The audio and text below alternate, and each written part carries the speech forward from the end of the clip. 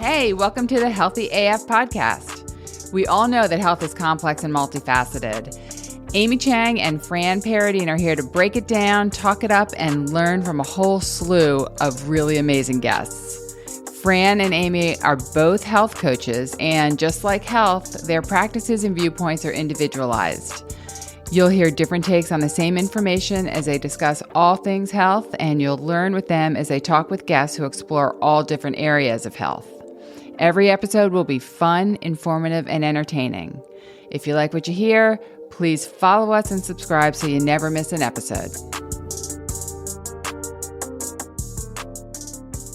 Good morning, everybody, and thanks for tuning in to Healthy AF. We are happy you are here, and we have a fantastic treat for all of you. We're here with my friend Atiba Johnson out of Wilmington, North Carolina. Atiba has his hands all over everything good that is happening to help people, particularly in the downtown area of Wilmington. And we have him on today to talk about food deserts. He's opened a market in the middle of a food desert downtown and created a Ripple.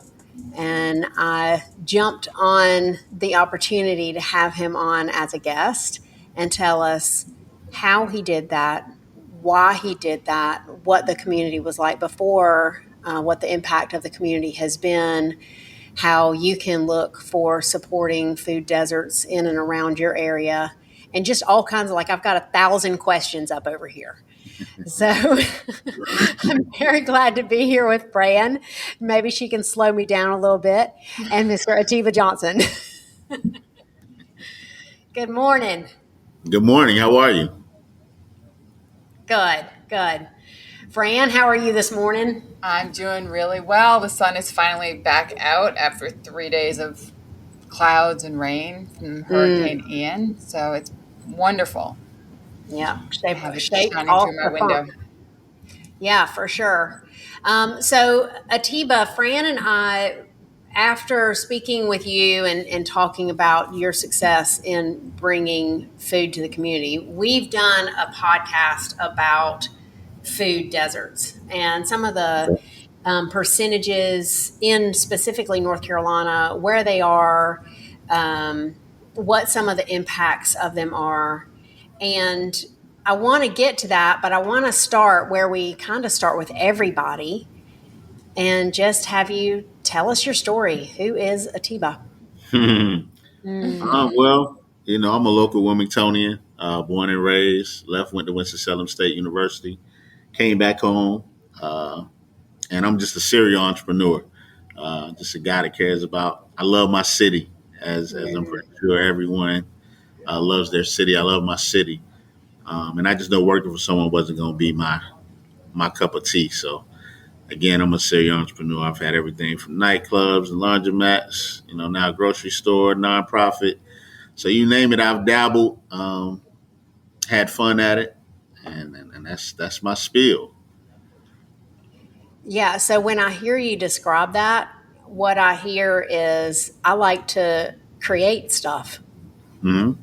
Yeah, I like to create stuff, and I'll even throw this out there. I like to create stuff that serves other people. And what do you get out of doing that? So I don't have ADD. I like to call it a gift of, I know when it's time to cut it loose. And so I feel like every business has a life expectancy. Not necessarily the business, but I think ownerships have a life expectancy. And so I will definitely get bored after a couple of years. But it serves me because I like to show I'm from the projects. And so, I made it out, and I like to show these kids who are having a tougher upbringing that you too can make it without doing anything illegal or without being illegal. And, you too can make it. And then, pass that business along. This is something that I can just pass on to my kids or whatever. So, Atiba, when you talk about making it out and setting that example for other kids, what are the things that you are telling them? Like, how do they do that? How did you do it? What example What specifics do you think that they need to do to get from kind of where you grew up to be a successful businessman? Education is definitely important. Even with my nonprofit, we push education. So education is important, and life skills. You have to know how to treat people. This isn't entrepreneurship, starting businesses isn't, I'm gonna get into this and make a bunch of money and get rich and retire type thing. That's the false American dream. And so I like to be really realistic and get results. But I know what I could bring to the table. So any business I start, I know a lot of people. Have a proven track record. So I'm going to make it work regardless of what it is. I'm going to make it work. That dedication, I think, is lost in this newer generation. I call it the microwave generation. They want everything right now, and it's fast, and it's got to happen, or they on to the next. So you got to have some kind of dedication, and you got to have some kind of compassion for people and what you're doing. If it's work, it's not going to be fun, and if it's a passion for you, it's not work. And so you can just continue to do this. My thing is to just show my kids, hey, I don't care what you want to be. You can do anything you put your mind to. You know what I mean? And so, whether it's owning a grocery store, whether it's detailing a car, whether it's whatever you do, you just be the best at what you're doing, and then treat people right. And I think your blessings will come down when you're doing those types of things. You just said so much in like that 2 minutes. Like, I need to rewind the tape on a few of those things. Fran, I'm going to give to you and Atiba what I heard and really stuck to my bones. And then if I missed anything, I'm sure that you'll have something to add in. I heard compassion. I heard dedication. I heard a real spark for treating people well. And the first thing I heard was you didn't become a successful entrepreneur who was service minded by being isolated. Oh, correct. Yeah, you got to be out there. Yeah. Yes, sir. And I think that's something that we tend to miss. Sometimes I know I miss that. I get all up in Amy Chang is going to create this, Amy Chang is going to create that, I'm going to do this. But but in isolation, the success is only goes so far. And what you said is, I know what I bring to the table, and some of what I bring to the table are my people skills who have created a whole realm of people to have my Right. back. Correct. Hey, it's Bill. I got a bottle of Pepsi. That is so powerful, over here for me. That's my nugget for the day, is to not forget that's where that power lies. And you grow that group of people by having those life skills and knowing how to treat people. Mm-hmm. Yeah, so it's interesting. I think Amy, what you're talking about is community, right? Yeah. Like you have created a community around you, and it sounds like you've been in all sorts of different businesses. Yes. A nightclub is certainly a different clientele, I would Yeah. think, than like the people who are coming to your grocery store. There may be Yeah. some overlap, but the goal and what you're creating there is different. But it sounds like you have a solid group of people who you trust, who trust you, who kind of Mm-hmm. recognize who you are and what you are, and you can apply that and apply your skills to whatever business it is. Yes. So do Yeah. you find that sense of community building based on service? By the way, side note, I love it that I talked for like 5 minutes and Fran was like, "You're talking about community." I'm like, "Oh yeah, that was that word." That's the word I was looking for. Senior moment. Yeah. So do you find, Atiba, in your work with younger people in the projects, that sense of service and community and service is missing? Not missing. So the difficulty, here's the thing. So my nonprofit, when I first started that, I focused on youth. then that rolled into coaching Pop Warner football. That rolled into, even with my nonprofit, I'm gonna be there from the beginning. I'm gonna be right there at graduation, past graduation. I get wedding invitations. I'm there when the babies are born. So I continue to follow you, and I'm committed to that because you really garner and you create a new family. You understand what I'm saying? So you go from that to a nightclub, and so I deal with the middle age and the 20 or the try to be 18, want to sneak in the club until about 40, 45 age group, and you give them something great to do in a safe environment and everyone is having fun. And we're talking about all cultures, black, white, Hispanic. And then now you fast forward, I had had two nightclubs actually for about 4 years. And then fast forward to now where I'm dealing with the seniors and the older population. So I've actually covered every age category. And I've been consistent with, you walk in, hey, I know your mom, or hey, I know, your child, or, hey, Mr. Atiba, I need my son needs help in school. And it's like, well, hey, stay out the club so much. You know what I'm saying? It's like, I can kind of touch you, everywhere. Um, and even with guys, I tell people all the time, when they throw up gangs in Wilmington, and I say we don't have a gang problem in Wilmington. And I sit on several boards with the city. My biggest thing is we have a gang situation in Wilmington. We don't have a gang problem. Chicago has a gang problem. Durham has a gang problem. California has a gang problem. Wilmington, we are 2 or 3 degrees separation from everybody. We have technically 1 or 2 clubs in the African American community that we all go to. We have 2 Walmarts. We run into everybody every day, all the time, different gangs, different sections. When I had my clubs, I would have everybody in the club. Everybody had a good time. Everybody went home safely. You're dealing with alcohol. You're dealing with emotions. Yeah, you had 1 or 2 fights in my 4-year tenure, but nothing, no shootings, no stabbings, nothing crazy. But I think, and I do understand law enforcement. I work well with law enforcement, really get friends with the police chief and the sheriff, do programs with them as well. And I get you have to, hey, we got this issue so that we can get more funding or a grant, or we need more boots on the ground. So I do understand that aspect of it. But when you over sensualize that it's a gang problem and it's gangs here and they're running rampant, we really don't have that situation. I just want to be clear that I understand what you're saying. You don't have a gang problem there because it's such a small community and because Absolutely. all the different like factions are together at some point. Fran, it's weird because we have a housing situation. We have a housing problem in Wilmington, affordable housing problem. Yes. And so when you take a family and move them from one side of town to another side of town, and maybe a teenager in that household is in a gang, we're going to call it that, and they move to opposition side of town, like, we have an affordable housing problem. We don't have a gang problem.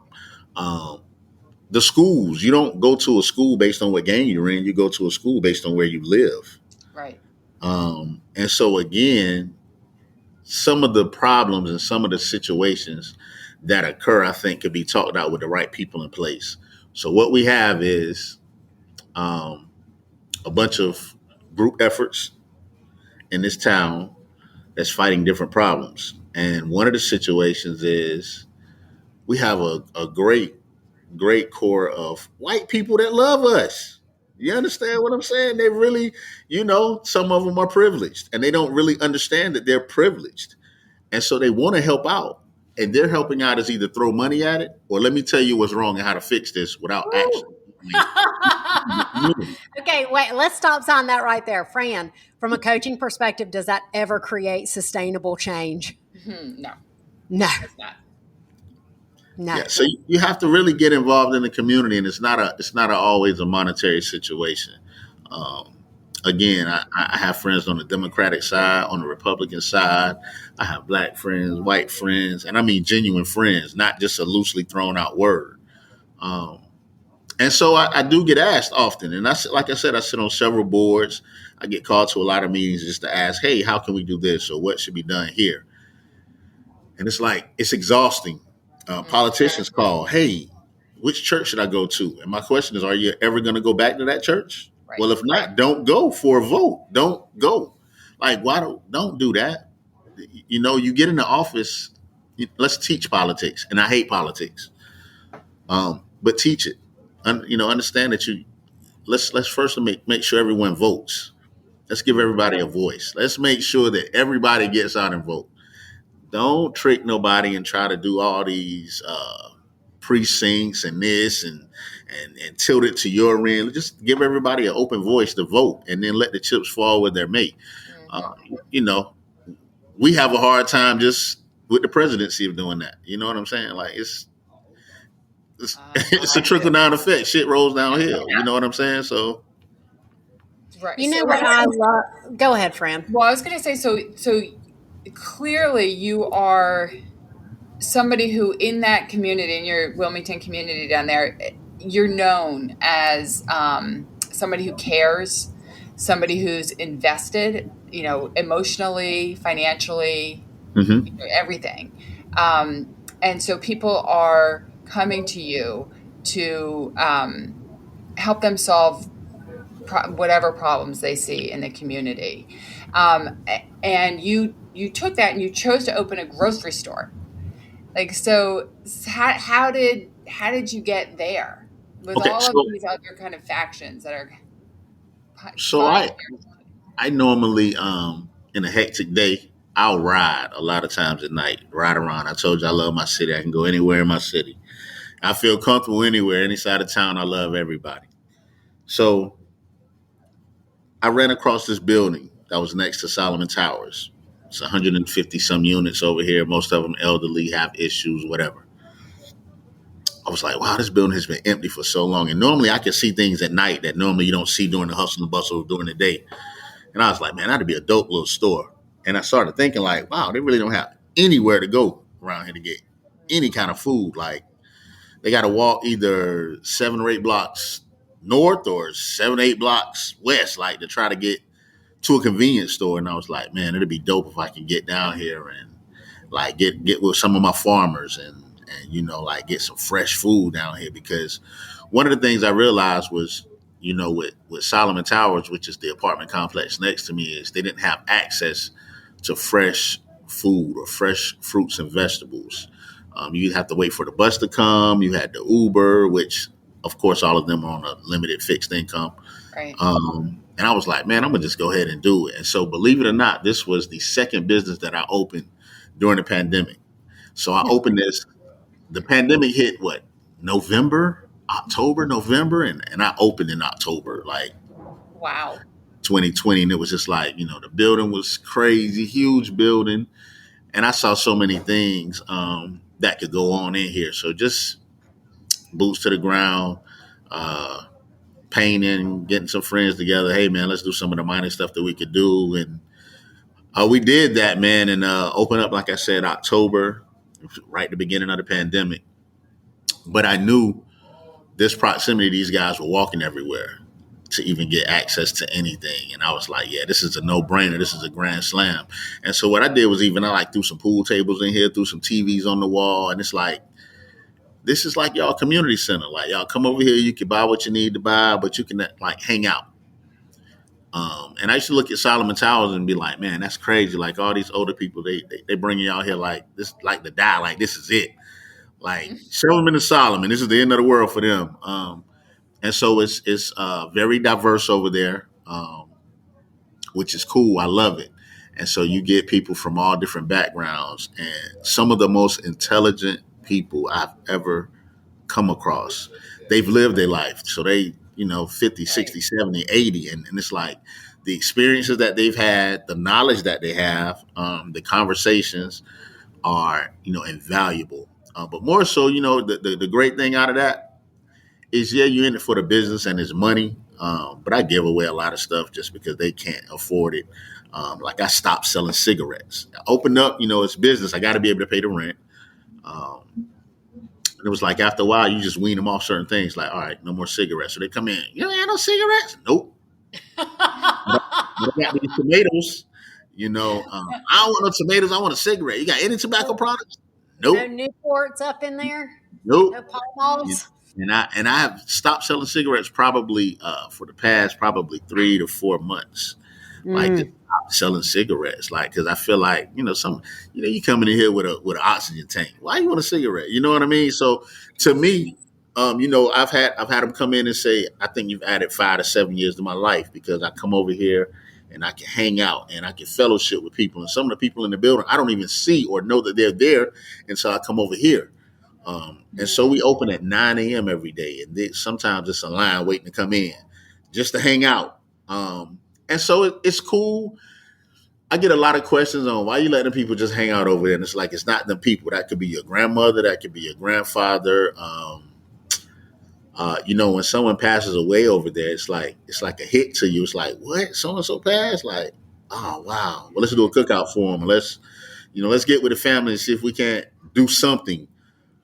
Again, some of them, don't have any more family, and that's it for them. And so I just think my kids, my parents, my grandparents, I would want someone to look out for them if I wasn't here anymore or wasn't able to. And I'm pretty sure you guys feel the same way. If it's somebody that can be nice and show some compassion to one of your loved ones, whether you're near or far, you would want that versus someone to treat them like a paycheck. Oh, yeah, come in here and buy this and get the hell on about your business. It's got to be better than that. Yeah, I mean, there's so many directions. There's so many questions I have for you. And you know what? I feel so emotional because all of that is like the goodness of the world. Like that's what makes the world go round. Because I was thinking when I was coming into this podcast, I really want to talk to Atiba about how do other people replicate this. You look at Western North Carolina where all there is a Dollar General or a convenience store, and people are having to go 10 miles and they don't have a car to get their groceries, and their health blows. And how is their health going to get better when they're eating a pack of nabs and a sun drop and sucking down some Newports? Because that is what they have access to.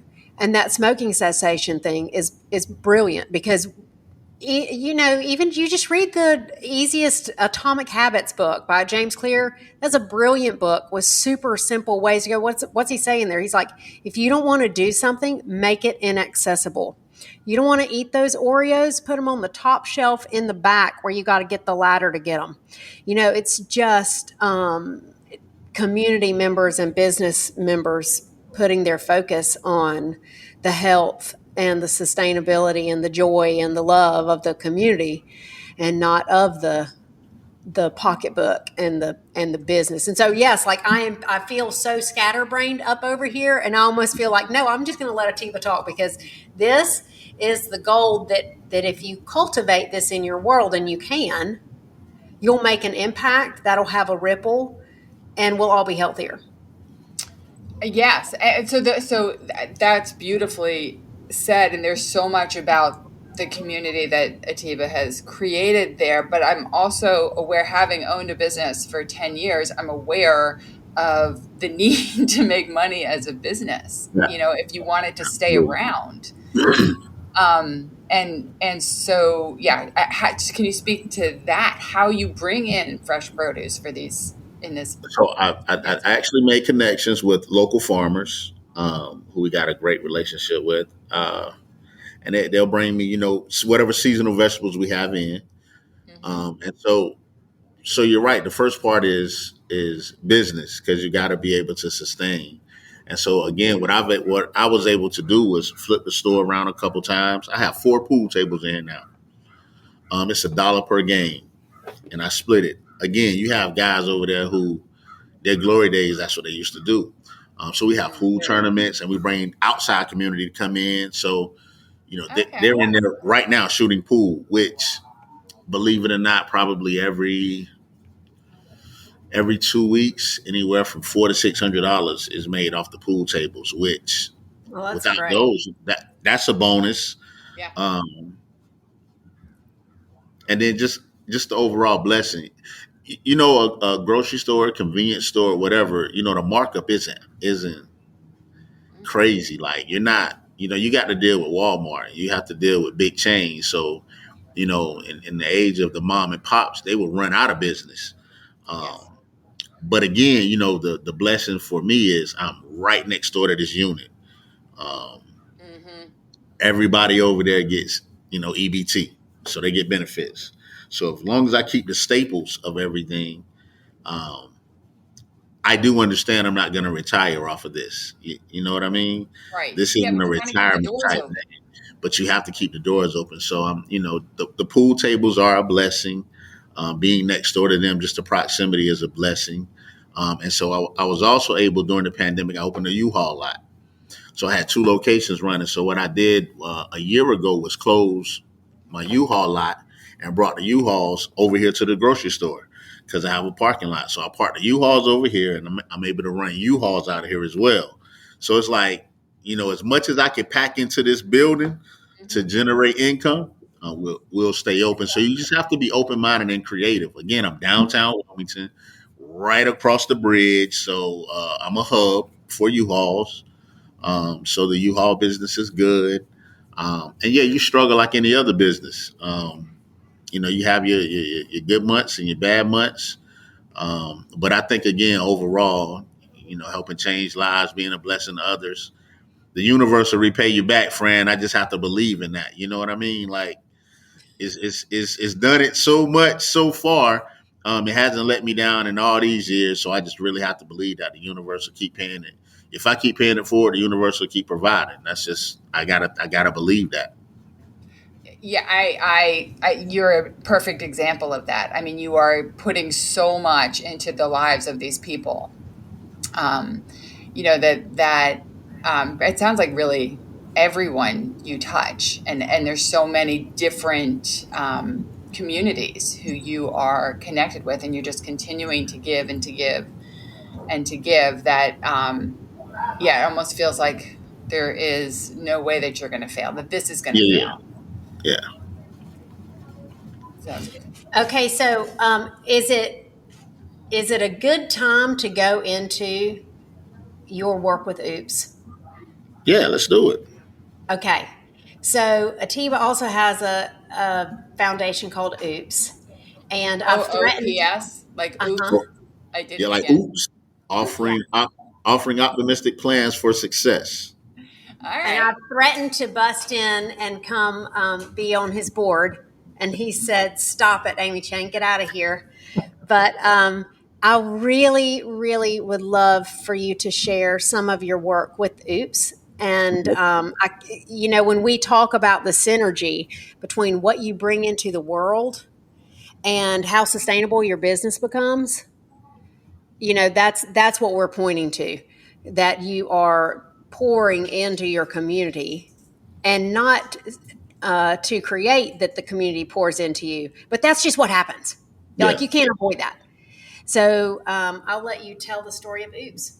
Okay. So again, being very connected, worked with youth for a long time. Me and four of my buddies first started a group called Five Kings Incorporated, and King stood for Kids in Need of Guidance and Support.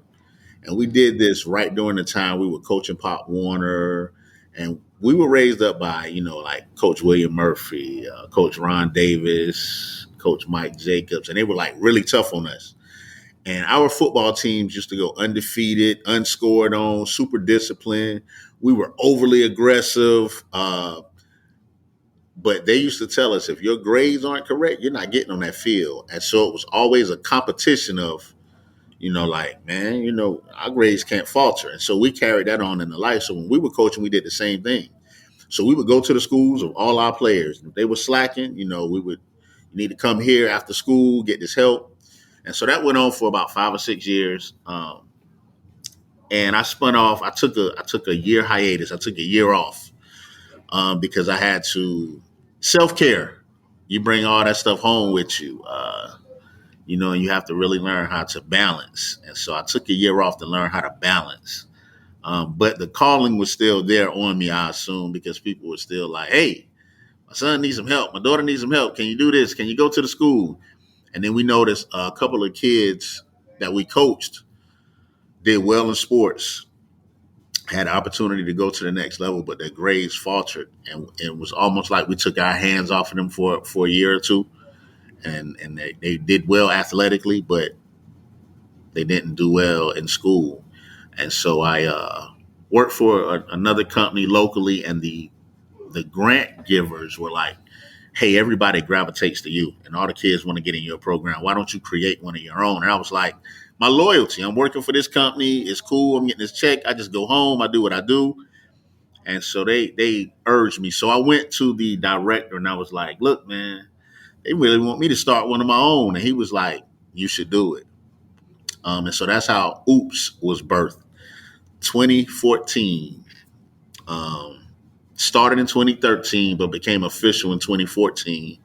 And we got a grant of like $400,000 to cover like 3 counties. So I was able to hire a few people.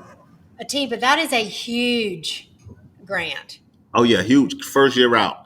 And so it was great. And we operated off of that. 2017, I got superly aggressive because we were doing some amazing things through Oops.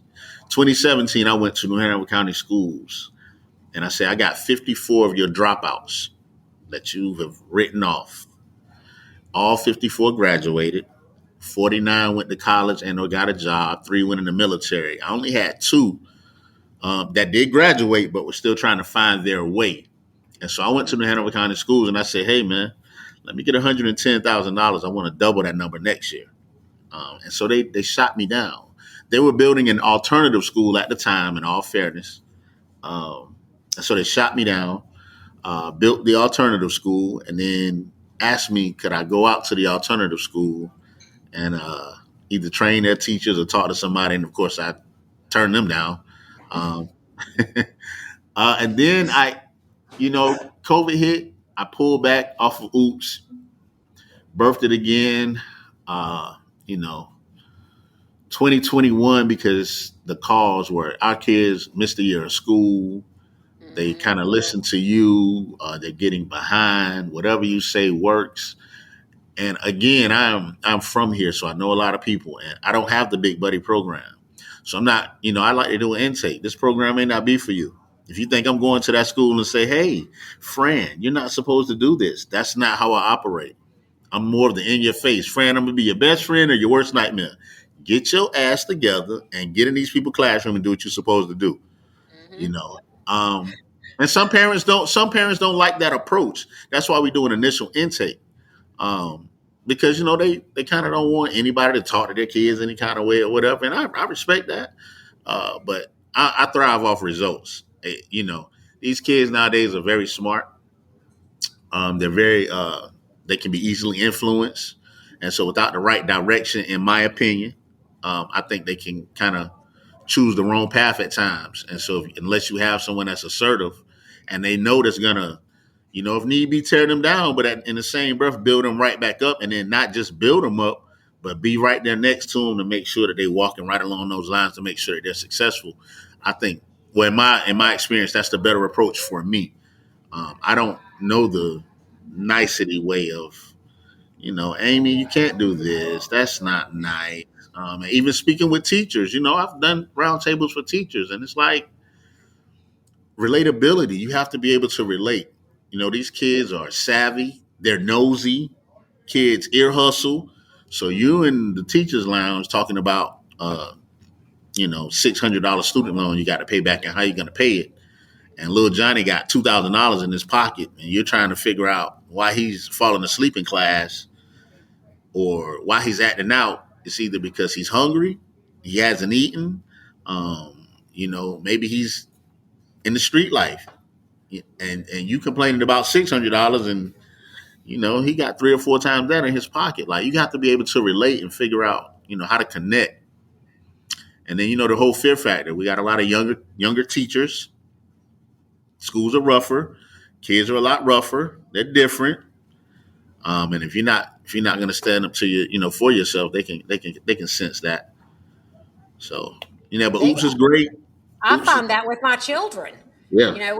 I have 3 kids and have been with them quite a bit on my own, either just because their dad was, working or not around. And man, just a gang of 3 of your own very smart human beings can flip that on you like Yeah, nobody's quick, business.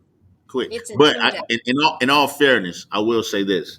So as much, and I like to say, I do a little, but I have an amazing team and support system that's around me, and so I would definitely be remiss without acknowledging them. And I got some that's been with me through the nightclubs, through Oops, even to this day. My wife has been super supportive. My kids are super supportive. My 2 brothers, Squirt and Dante. I got Mimi Wyndham, Quanda Mars, Chakima, Clinton Yeah. Quintana, who's my board chair now. Um, I have an amazing support system. Like I would not be able to do not even a quarter of the stuff that I'm able to do without them. No. Again, back to the community that you created, right? You've attracted these people, you've kept them. It's your relationships with them Yeah, that has sustained that. It's the perfect example of you get what you give. You know yeah, that? I mean, you've given community and you've gotten community, and then you give back to your community, and then you get more community. It just keeps going. yeah. Yeah, yeah. So I want to be very clear. This podcast will drop right down in November. I think it's going to be our first podcast to drop in November. If we stay on schedule, we may need to shuffle that around. And I'm thinking about food, and I'm thinking about feeding people, and I'm thinking about creating health through nutrition as we enter into November, and we're all thinking about eating. Yeah. Um, Thanksgiving. but yeah, Thanksgiving coming up. Atiba, what would you say to what is over there sitting in your little community minded brain about what all the people who listen to this podcast in Wilmington and Hickory and Timbuktu, what they can do to serve that community through the food? I'm an advocate of community, and so I would definitely say starting your own community first, and then network. If it's something that I can do to help bring to your community or another community, then let's collaborate and do that. Partnerships and networking is going to be the key for us moving forward. I don't know if people really want to hear that or believe that, but it's going to take all of us working together. It's been enough divisiveness for the past 10 years, um, that we're here. We're still here in the places that we're in because of divisiveness. So in my opinion, I think if it's it would be great if everyone said, "Hey, let's open up a little small store like Atiba did and serve our community." That would be great. And just in reality, like Fran said earlier, some of that is great, but it may not pay the bills, and so you have to be very creative and have enough things going on. Because what you don't want to happen is the openness, and then it close it right before you're able to really make a mark. Um, Again, I was just blessed, lucky at the time. The building was vacant and available, and I'm just adventurous enough to, who's this kid? He's doing something else again, and it's working. That's kind of what people who approach me all the time. Man, what you got next? I know you got something cooking next. What's going on next? And it's like, man, I'm waiting for some of y'all to do something so I can just come out and support it. Um, Somebody else step up. yeah, it's time to pass the torch. But again, I love it. I probably wouldn't have it any other way. So I really, to be honest, Amy, man, I don't know. I could just say if everybody just start loving one another and networking and combining and coming together to do some stuff, not just Wilmington, but Hickory and everywhere else will start becoming better places. But that's what's really got to happen. I wasn't the first convenience store, grocery store. I won't be the last. Um, No, but but people you do. are yours is impactful in ways beyond food, and that's what's important, and that's what keeps people coming. So, it is. it's the all of the little things you have done, and that really show the people who walk into your store that you care. And I think that's Right. the message you are. I'm taking cigarettes away. It's going to hurt my business, but it's going to help you. Right. I mean, Right. that is the message you're giving them consistently. Right. I think that's huge. So I want to. I feel like we probably need to start wrapping up. And although there's God, Atiba, we could talk to you all day. Yes. So if those of you are listening, like our podcast, share it. Atiba has so much to teach us. Subscribe and leave a review if you can. And maybe end up with one last question, Atiba. Okay. I like the things you do have so many ripple effects all down the line. Is there one ripple effect, one story, one thing that makes you most proud? That's a good one. Wow, that is, and it's Tell it. so open ended. I Wow, know. I've had a lot. Yeah. I've had a lot, so I don't know, and I don't want to be unfair to anybody. Be like, dang, that was the one I should have said this one. So I'm gonna say I don't have just one. I just love what I do, and I love my city. But I will do this. I will give you a That's treat. beautiful. Okay, give us a treat. Let's see who's out here, because I'm at the store now. Actually, believe it or We're going into the world. We're going into Front Street Market. not, who's out That's here? okay. It's They called were just out there shooting pool. Yes, it's called Front Street Market. And Yeah, here they we were go. out We're walking with Atiba. And there it is. The 4 pool tables. Yeah. I see a couple people hanging out. Oh, another one. They're waving and saying, Yeah. "What up? Good morning." I'm on a podcast. Here's the tour, Fran. So we've got shelves and shelves of foods, fruit basket, shoppers, Perfect. right? Yeah. I know. Staples. I love it. Yeah, I love it Yeah, too. what? I say cash register. I can pay you for what I got. While Okay. y'all back there. You can pay me. It's fine.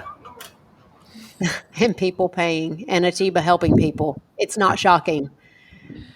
And outside, Market. the U-Hauls. U-Hauls. Atiba, what's the address there? 604 South Front Street. 604 South Front Street. Yep. Front Street Market. And you'll Yep. find Atiba there most of the time. Yep. Mm. Thank you so much for sharing. All right. It's been great, ladies. Thank you. You've been Yeah. awesome. Have a great Yeah, day. thank you for who you are and what you've been doing. And we promise we'll hit you up again. And if there's any way Fran can support you, she said she wanted to do that. Absolutely. Anytime, friend. Me too. Anytime. I just like throwing her under the bus. But y'all ladies have a great day. Thank you for the podcast. Yeah. All Thank you, right. Atiba. Bye. See ya.